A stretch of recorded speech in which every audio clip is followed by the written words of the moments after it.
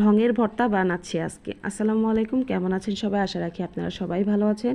প্রতিদিনের মতো আবারও নতুন একটি ব্লগ নিয়ে আপনাদের সামনে হাজির হয়ে গেলাম। ভিডিওর শুরুতেই কিন্তু আমি বলে দিয়েছি ঢঙের ভর্তা। কেন বললাম জানেন? এই জাম্বুরা কাটাটা খুবই কষ্টের কাজ, আর বিশেষ করে জাম্বুরার ভর্তা যে বানায় সে জানে খুবই কষ্টের। আমার কাছে জাম্বুরা ভালো লাগে, কিন্তু ভর্তা করে বানানোটা আরও বেশি ঝামেলা মনে হয়। কেন জানেন? প্রত্যেকটা কোয়া একটা একটা করে ছাড়ানো কিন্তু খুব একটা বড় ঝামেলা।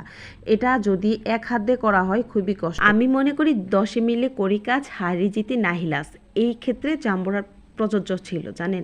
জাম্বুরা ভর্তা বানাতে গেলে কিন্তু সবার হাত লাগিয়ে জাম্বুরা চলাইতে হয়, কিন্তু আমার কোনো লোক নাই, আমার তো একা একাই এই ভর্তাগুলো বানাইতে হবে।